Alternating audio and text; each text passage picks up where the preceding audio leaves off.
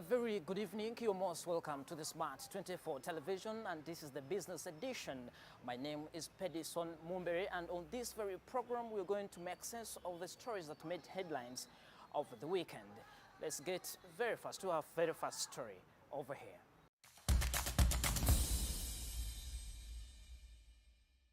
Let's get to our first story over here.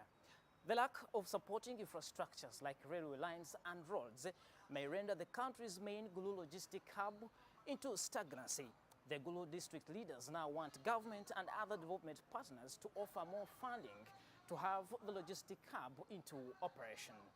Our reporter has the details from Gulu.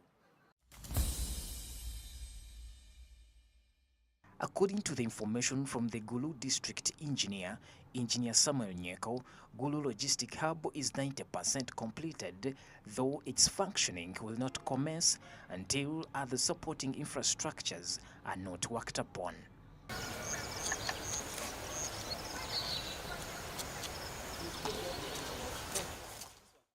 He notes that infrastructures like railway lines and better roads linked to the hub will ease the transportation of cargo from different surrounding countries like Southern Sudan and the Democratic Republic of Congo.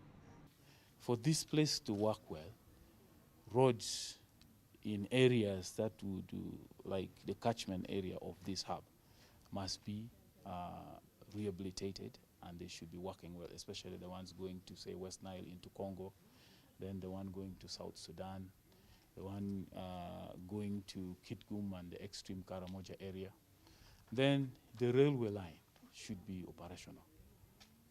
So completing this project within Gulu City here is not a guarantee that it will start flying. As much as we have now good road networks, from cities to the districts, but we still have bad road networks connecting actually sub-counties and districts. So it is very important that we have actually smooth flow of goods inside and outside this facility. His Excellency the President of Uganda, Yoweri Kaguta Museveni, on 24th October 2022 participated in the groundbreaking of two flagship projects. That's the construction of the Gulu Logistic Hub and the rehabilitation of the Tororo-Gulu Railway, with support from the European Union and the UK's Foreign and Commonwealth Development Office, as well as Trademark East Africa, worth 7.7 million euros. That's about 33 billion Uganda shillings.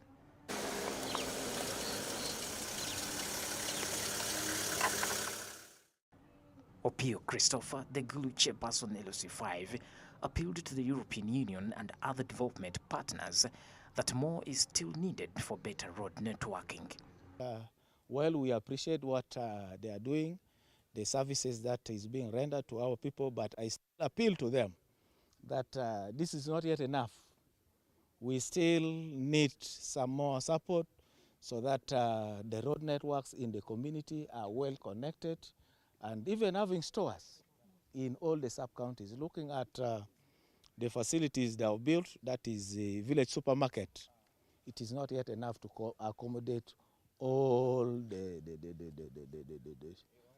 various crops that are going to be linked to this facility. Gulu Logistic Hub will help in the consolidation and exportation of goods produced from the value chains in the northern Uganda, and will also facilitate the importation and distribution of goods within the northern Uganda, and when completed, over 100 Ugandans will be employed. Those people will be transporting their goods. They need the casual laborers, and those ones who will be working maybe like people from URA and other departments. I believe that they will employ very, very many people, at least 100 also. The works of the logistic hub were scheduled to be completed by the end of 2021, but progress for the government to build a 2-kilometer access road to the hub remains uncertain.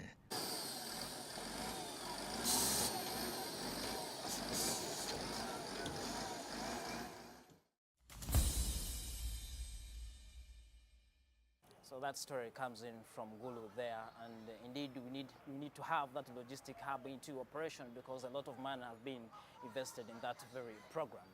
Let's get to our second story over here. Tanzania recently imposed a total ban on the importation of day one chicks from Uganda, saying that the local hatcheries are being protected from Tanzania. Now, the Honorable Minister Rebecca Kadaga, the Minister for East African Affairs, and the Minister of the First Deputy Prime Minister of Uganda is saying is going to engage with the Tanzanian government and see how they're going to harmonize this situation. Our reporter was at his office and they had one-on-one, and here is the report. According to Tanzanian Minister of Livestock and Fisheries, the ban that took effect on July 30th is to protect the Tanzanian local poultry market. Honorable Rebecca Kadaga, the First Deputy Prime Minister and Minister for East African Affairs, says that they will engage the Tanzanian leadership for harmonization. Grappling with the issue of rice in Tanzania, but now that you informed me about the day-old chicks, we're also going to address it. These are the things we need. That's why we need the Trade Remedies Committee to be handling these. Poultry farmers and exporters under the Poultry Association of Uganda are now at losses after the ban. Speaking to the Smart 24 television on phone, Henry Mwebe, the Winzika Chief Executive Officer, says that whereas Tanzania is seeking to protect its hatcheries, the ban may not be sustainable given that their local producers cannot meet demand. And just to rebut, I think there's a newspaper article where they were saying that our chicken from Uganda and everywhere else are substandard. Yes, that was the biggest reason as to why they banned them. No. First of all, they're not substandard chicks. Our chicks, especially from Uganda, are of the highest standard, and we always endeavor we export high standard chicks to all our export markets. We get minimum customer complaints, and that is why they come to us actually, because our chicks are very good standard. Secondly, we don't smuggle chicks into Tanzania. We get import permits. That was the other thing they mentioned, that they are being smuggled across the border. Okay, so I think what they didn't mention, and which we know because our traders are telling us, is that there is a deficit of chicks in Tanzania. That is why they're coming across to get our chicks. Mwebe says that the ban will impact more than 250,000 chicks that are exported to Tanzania monthly, which translates to the annual revenue of 4.6 billion. Everything has been going very smoothly until, for some reason, this ban was announced, I think, last week or the other week. So roughly, I think I did mention we export about 250,000 chicks per month collectively across all our farmers and other companies in Uganda. And that's approximately $500 million monthly of revenue from the local farmers. Okay. Yeah, so that means we are going to lose a lot. Yes, we will. So I'll leave this really to the relevant bodies in Uganda and Tanzania. Really, they need to meet. We are part of the East African community, as you know. So I think this thing of banning between two countries is something we need to get behind us.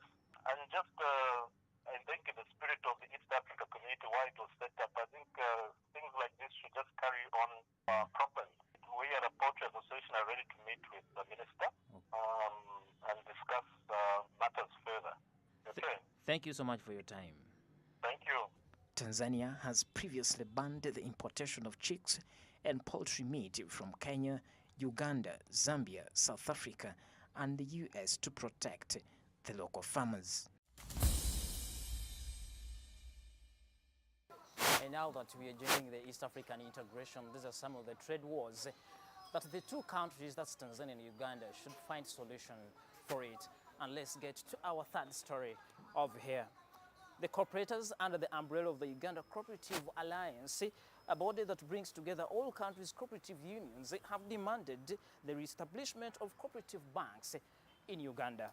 They claim that commercial banks don't give them their fair interest. They alerted the officials during the official launch of the coffee factory in Kapeka, that's in Nakaseke district, courtesy of Operation Wealthy Creation. Let's have the full story from our reporter over there.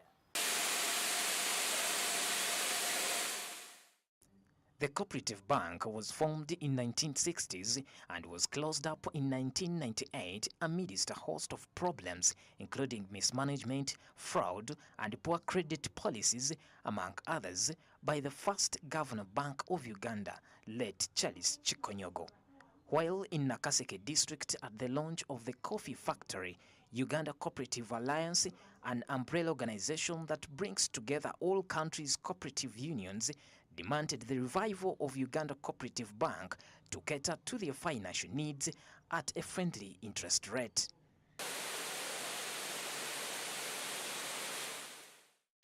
The Uganda Cooperative Alliance Chief Executive Officer Ivan Asimwe says they will meet government officials for dialogue and meet a final recommendation.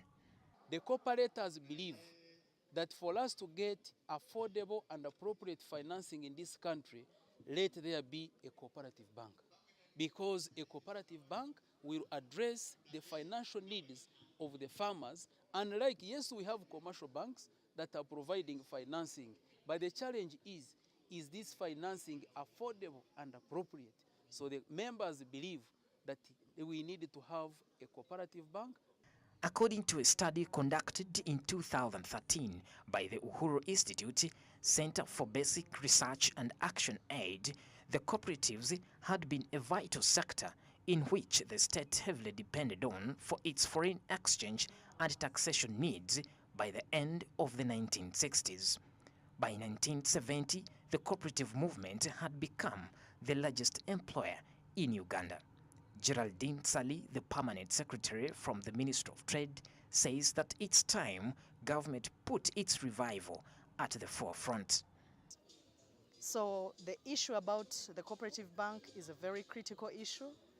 This has been done before here in Uganda, where we had a very lucrative business out of this cooperative bank, which was set up by the cooperatives themselves, and it was working for them with tailor-made products meant for the cooperators themselves. And we think that this niche exists simply because the cost of money from the existing financial sectors has become very high. It's in double digit, and yet for any agricultural sector to operate effectively, at least the single digit to about 6% could be more productive.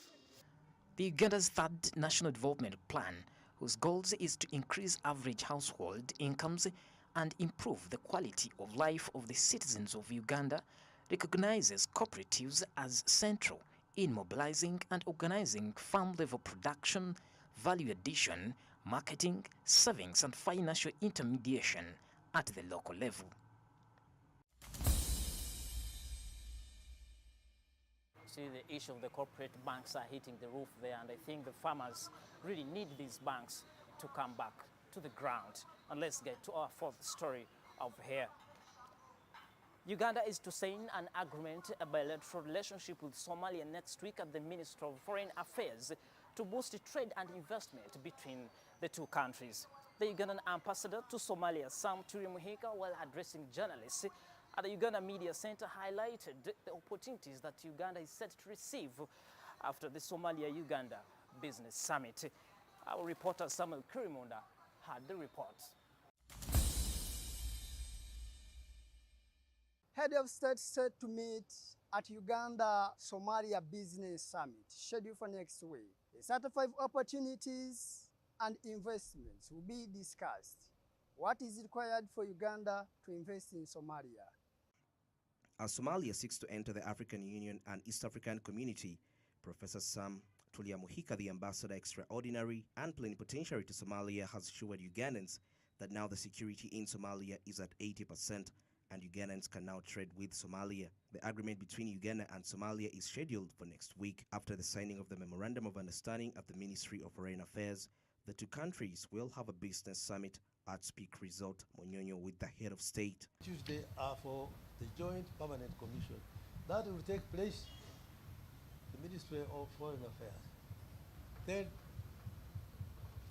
the 2 days after, that's the 10th and 11th, we shall have the Joint Business Forum. This is a summit. It is a summit. It will be attended by our president, who will host his counterpart, the president of Somalia, at Munyon 10th and 11th. That is Martin Mohangi, Director of Investment Promotion and Business Development from the Uganda Investment Authority, said Uganda will focus on 35 business opportunities and investments. Of what UAE does, and then we go straight to the subject matter, which is Somali-Uganda Trade and Investment Summit. The key mandate of Uganda Investment Authority is to promote, attract, and license investments in Uganda, and our focal target here is foreign direct investment and then domestic investments. We also have a role of policy advocacy, that is identifying policies that are conducive for investment in Uganda. We also develop and manage industrial parks. Now let me focus my presentation, Somali-Uganda Trade and Investment Summit. We have 3 objectives in this summit. The first objective is strengthen investment promotion programs between the 2 countries and be able to attract investment to both Uganda and Somalia. Creating value addition and a detailed potential market in line with National Development Plan 3, in addition to increasing the opportunity of exporting various goods in Somalia. Francis Kisirinya, Chief Membership Officer at the Private Sector Foundation Uganda, reveals that the summit's aim is to create a market for our surplus goods between the 2 countries and partnerships. Been in southern Sudan, and now we have an opportunity for Somalia to come to Uganda.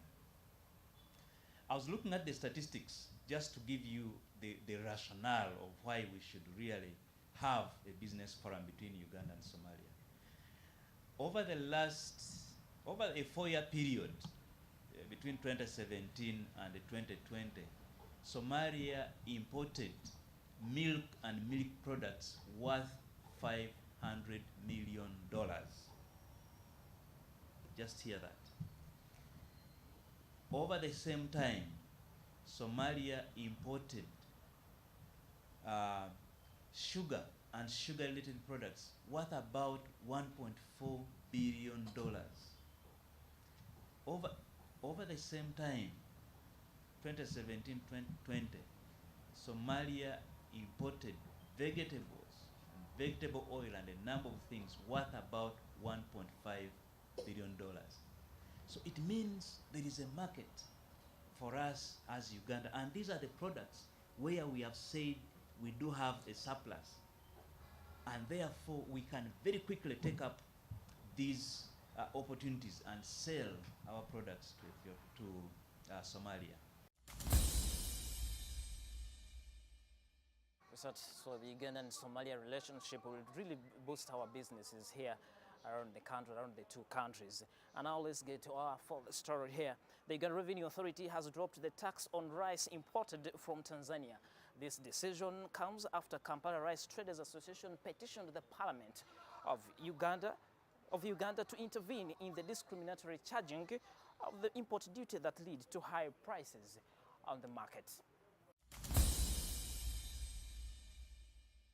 Is to enforce the adherence to Article 15 of the East African Community Customs Union Protocol that provides for the free movement of goods across the region. Chisenyi traders were discontent about the unfair taxation among companies trading in rice. We are trading through our companies, but there is company which is paying VAT like us. We are paying VAT and withholding tax, but there is other company which doesn't pay that VAT. So finally, we went there in the parliament, we wrote our petitioning to the member of parliaments, and we complained about that issue, that we need fair game. John Bosco, one of the bulk importers of rice from Tanzania, applauds the government for scrapping the unfair VAT. Thank those guys for those our fellow member of parliaments, honorables. In fact, they gave us a fair treatment because they removed that VAT. They told those officials from URA that any company is going to be paying but by withholding tax. They remove VAT, which is okay, because even us, we don't want to pass through like that. We enter in the Tanzania, bring, and even that we are not paying that without tax. It can help officials in URA to maintain us. Mujet Kole is an agro-processing company that adds value to rice, selling not just rice but other products out of rice. It's from Tanzania. We have grade 1, grade 2, plus kaiso. Then we process rice flour. Rice flour, it comes from rice. We mill rice. Then we have bushera. We mill millet. It's a millet. Yes. We have soya mixed with rice, carrot. Again, rice flour, we mix soya, milk, then rice flour. The former tax did not only affect the traders, but also the consumers, as Joseph explains to us. The taxes forced us to increase the price of the rice. In addition to that, it forced us to reduce on the quality of the rice, such that we try to balance all the levels of the people in Uganda. The poor can afford to buy, and the rich people. When asked about the prices and whether the consumer should hope for a reduction, this is what they had to say. I don't expecting much, because even where you're getting rice, the rate is not much from there, and even the money exchange, it is very high. So we don't expect a big difference in that business of rice. No, it is just helping our fellow Ugandans to be, because when you have add-on VAT, you add-on withholding tax, which means you have add-on some money like 500 per kilo. But now they have removed like 400, which means the person who can go to the shop and buying rice at 4,500 right now is going to be buying at 4,000, which is somehow okay, and even which can help those fellow Ugandans to be getting something. Unfortunately, Uganda is an agrarian society but cannot produce foodstuffs like rice to feed and sustain the population. Traders praise Tanzania's rice, and this poses a question to the agriculture sector. Therefore, the government is called upon to be instrumental in the move to promote and improve agriculture output in the following ways. The rice exporters have a reason to cry, because all these taxes, really, the Uganda Revenue Authority, who are the implementers of the taxes, and the government of Uganda should look through this to find a better solution. Let's get to our next story over here. The country's development financial institutions has launched the Enterprise Development Program to prepare entrepreneurs for financing through enhanced business practices. Stakeholders are saying that this practice will involve pieces of training to have the best entrepreneurship programs in the country. Let's have more of this report. In response to challenges faced by SMEs, UDB has organized an enterprise development program to bridge the gap between them and financing opportunities. Access to finance remains a challenge to small and medium enterprises in Uganda because many of them are not formalized and structured. As Uganda Development Bank, we had to find a way to bridge that gap so that we can stop that whole thing of saying we can't have 70% of these businesses not making it to their second year. So what are those areas that the program will be conducted across the country, starting with Central Region, where the bank is expected to train over 360 entrepreneurs, and consequent trainings in the northern parts of Uganda, where 279 entrepreneurs are to be trained, Eastern Region 273, and over 250 trainees in the Western Region, respectively. Across the country, so wherever you are, whether you're in Gulu, Arua, Kisoro, you wait for us. We will be coming to you to ensure even in your community you can thrive. In Uganda, SMEs contribute a lot towards the growth of the economy. The Uganda Revenue Authority has also come on board to ensure that tax compliance is aligned end to end. That as SMEs, you're contributing about 25% to Uganda's gross domestic product, We know that you are employing about 45% of the current labor force, and we, as the Uganda Revenue Authority, who you have given a task through the mandates of this law and in this country to mobilize resources to be able to finance Uganda's expenditure, Uganda's budget and service delivery, we have a mountain of a job to do to make sure that everybody who has an income is paying a fair share of contribution to national development. According to a recent report by Economic Policy Research Center, micro, small and medium enterprises employ 8.5 million Ugandans. 90% of these SMEs contribute to the private sector. 80% of them are in manufacturing.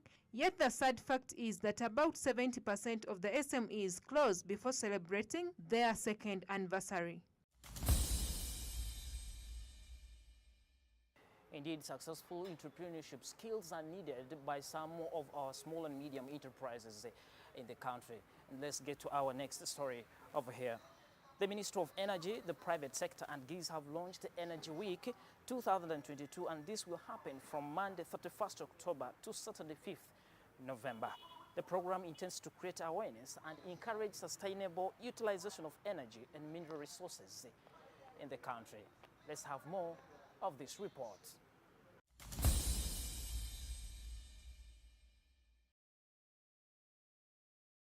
Energy Week is an annual campaign that focuses on the sustainable use of energy. Energy Week started in 2005, intending to sensitize the public about the efficient utilization of energy. This platform comprises of the public authorities, private companies, and civil society organizations who exchange ideas on pertinent energy-related issues. Most importantly, it is going to provide us an avenue for a dialogue. It is not just listening. It should be participatory discussion on the three thematic areas. Energy is one of the major determinants of our economy, as the State Minister explains. Energy Week.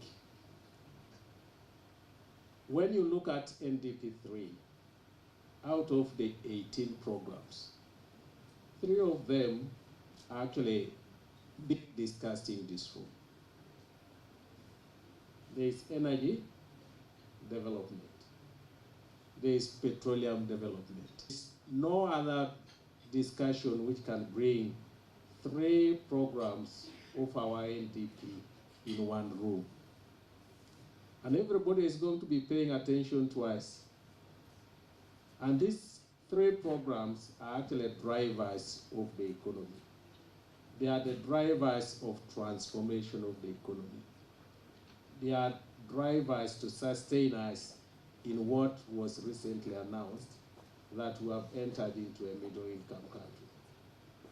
If we don't focus on these 3 programs, under the theme, Energy and Minerals for the Sustainable Industrialization and Economic Recovery, the energy sector aims to target the youths as the most beneficiaries of this resource. Champion, I would expect him whenever he goes to the radio or television to be talking about energy. What is it that we are doing on minerals? What are we doing in petroleum? And what are we doing in any of these 3 programs of the ministry? And the most important aspect which I want Brian to be talking about is the potential for job creation, because this is pivotal to the development, especially of the youth.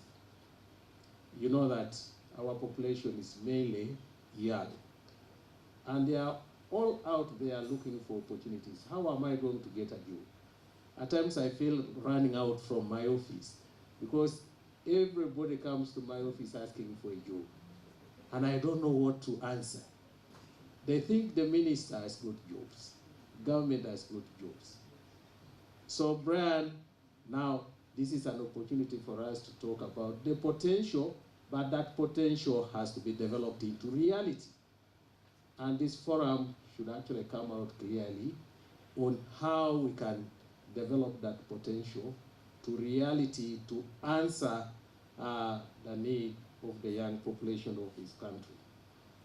I wish to provide you updates on the three sub-programs, on the three programs. I'll start with the sustainable energy. We have a development plan, which is actually enshrined in NDP 3. You can be a lead sponsor, a platinum sponsor, a gold sponsor. We have all the mineral sponsors. We are about to add a lithium sponsor. So if my request is agreeable, there is a desk at the back. Feel free to stop by and fill out the sponsorship forms.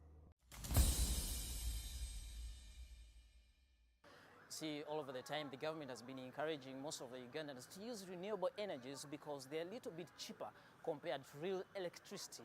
And this is what has been passing all over some of the Ugandans over here. Let's get to our next story here. The government has advised the Ugandans to resort to railway transportation to ease transportation costs. This follows the president's speech about investing in the railway transport system to manage the high fuel prices. Let's get more of this report. Construction of a concrete railway line from Kampala to Mukono will commence by the end of this year. The reading of the national budget for the financial year 2022-2023 says that the processing of crude oil in Uganda will not only favor most Ugandans but rather invest in railway transport to reduce high fuel prices. The Ministry of Transport and Works was given 4.3 trillion shillings in this financial year 2022-2023 to construct railways and roads among others. While speaking, Linon Sengendo reveals that they are expecting some funding from the Spanish government and the African Development Bank for the commencement of the Kampala-Mukono concrete line and a transport cost of 1,000 and 2,000 shillings respectively. We have 5 coaches. Each coach takes 100 people. But those 100 people, you can have others standing to wherever they are going. So that is 100 people times the 5 coaches. So that is currently the capacity, but of course we have the plans of increasing on the number of coaches and also having better passenger transport systems. He further says that railway transport only lowers the costs of fuel but also reduces car accidents. Probably if we go into Mukono, you'll need 1,000 or 2,000 shillings, but that will be using rail.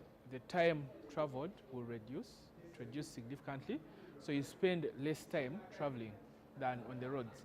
So it is affordable, yeah. On the accidents, we haven't gotten any accidents involving the train with our passengers. It hasn't happened. That's how cautious we are when we are moving our passengers to their respective areas. So it is safe. It is very safe as a means of transport. It's faster. You spend less time on the roads, and it's also affordable for the population. Sendagaya also highlighted some of the planned projects, including the construction of the Kampala-Mukono concrete line in January 2023. Projects that will be by the ADB if it comes in, the African Development Bank, but they are looking at improving the line. They are looking at passenger transport, DMUs. They are looking at wagon ferries on the waters. So they are looking at a number of things, yeah? There is that project, but then we also have a project here with the Spaniards. The Spaniards, they do capacity building, but then they are also going to work on the section of the Kampala-Mukono. This section, they'll commence in January, but it will be concrete. It won't be metal sleepers. It will be concrete. Our reporter interacted with a section of people on the introduction of railway transport. Abanacho Jacqueline shares her experience. Train has less risks. For example, the accidents, we rarely hear accidents of the train. So that is an advantage. And since we'll be coming out from work, we need to get back home early and have a little bit of rest so that we start our new day with fresh energy and with enough rest. So it really saves us a lot from all that. And the other advantage about the train, it is cheap. And you know the economy, everything is so high, and it has really boosted our see-through in the economy of Uganda because it favors our income, because it is cheaper than the other sources of transport, other means of transport, sorry about that. So I would encourage people to also use the train because it is a good experience. It saves a lot and it is very, very fast.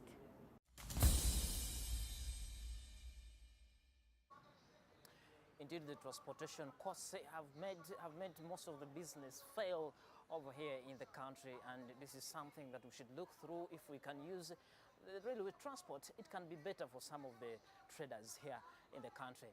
Let's get to our next story over here. The natural gas has become an increasingly important energy source across the globe. The World Bank projection expects gas to become the second most used energy source by 2025 after the electricity.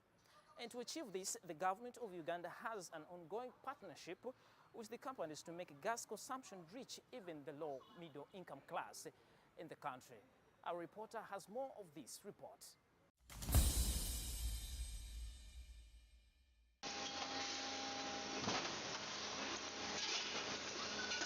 Uganda's transition to the middle-class status would mean embracing modernity even in energy consumption. Consumption in Uganda is picking up. It's picking up since we got into the market. We put some more energy into it, and so it's picking up. Before that, it was dull. Despite large deposits of liquefied petroleum gas in Uganda, consumption has been low. Uganda has an estimated 500 billion feet of natural gas stored underground, which the government intends to use to reduce the usage of fossil fuels to curb the ever-worsening climatic conditions. The use of charcoal is a direct war on the climate. It's a direct war. There's no shortcut there. So the more meals we cook with the charcoal and firewood, that is how fast we're destroying our own climate. You can see what's happening in Europe. You know, the road is melting. That's the amount of heat that they're experiencing there. It's now at 40 degrees, very high. It has never reached here, even 30. It has never reached. But if we continue degrading our vegetation and our trees, we shall surely get there. So we need to step up, make sure that we fight this bad practice by embracing the use of gas. And gas is very cheap. Gas is very cheap compared to charcoal. Very clean, very safe, and very healthy for human consumption. The government has also made it easy for these fuel companies to exist in the market with affordable rates. Come into play through reduction of the taxes on the importation of LPG, scrapping of the VAT. Although we still have a small challenge on the hardware, those are the cylinders, the taxes are still on them, the grills and the burners. But on the VAT part, on the LPG, it's good. So the consumption is picking up. Some urban dwellers attest to using natural gas in their homes and highlight the safety precautions of handling gas at home. I use gas. I usually use robust gas. When using gas, you have to be very careful. After lighting the fire and cooking your food, you must lock it up very well. Ugandans are to participate in this government program through the following procedure. Ones are given forms, okay? They go around the village, mobilizing and sensitizing the community to abandon the use of firewood or charcoal and start using gas. So they identify the willing people, the willing homes. So after that, those homes have to pay for the gas. The cylinder is free, so they have to pay for the gas, 100,000. Our refilling price is 100,000. So the LC1 will gather about 50, minimum of 50 people. Once they are ready, they then call us, and then we come and deliver the cylinders and train the people. Train them to make sure that they know the procedure of using the gas. Then from there, they are free to go and use it at home.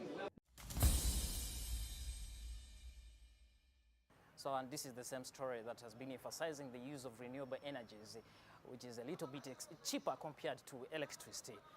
Getting to our last story over here, The Uganda Communications Commission has joined the rest of the world in fighting against illegal communication services.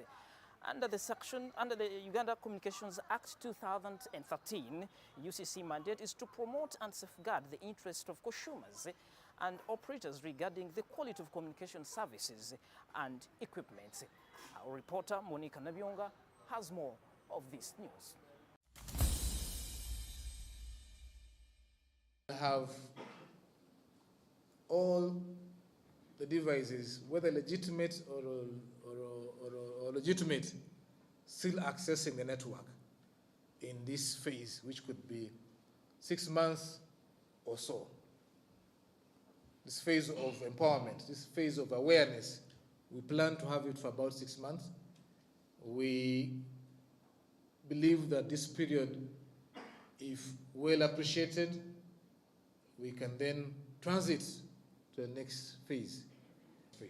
Of course, the next phase will be the one of denial of access to a network if your device belongs to that category of illegitimate.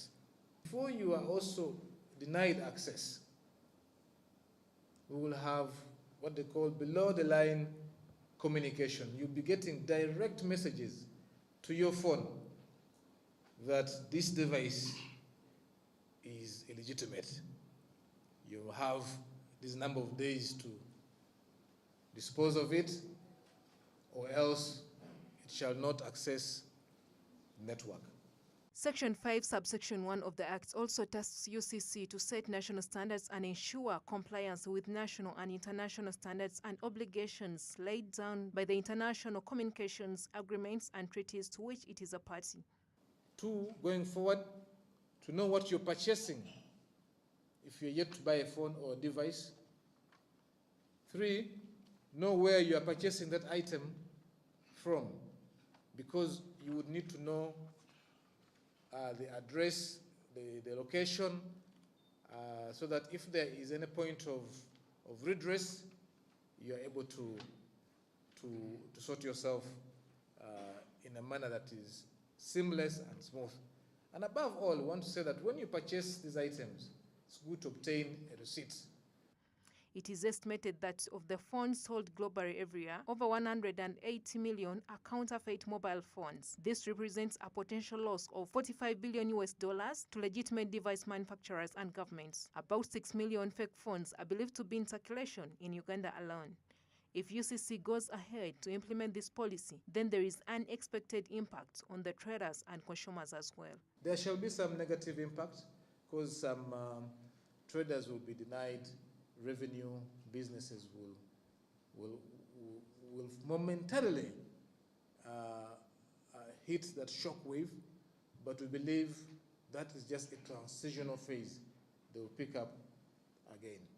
So, however, in the case of making this campaign a success, other entities are also on board. The fight or the action against illegitimate devices or elimination of illegitimate devices is a multi-sectoral engagement.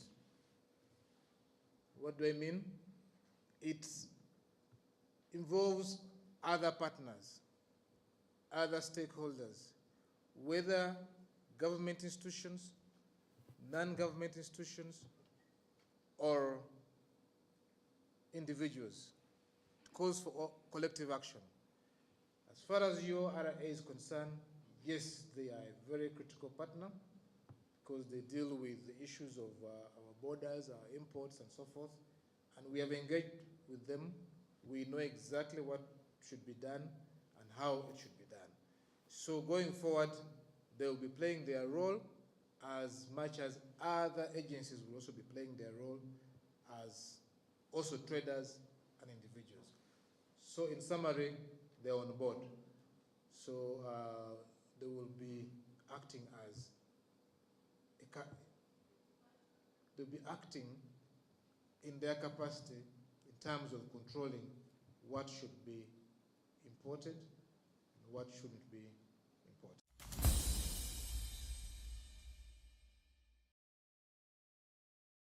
Turkey is the 19th largest economy in the world and is in the 13th place for the highest gross domestic product. It has a population of 83 million people, of whom the biggest percentages are youth. In terms of business, the country has over 300 industrial zones, making it the key manufacturer.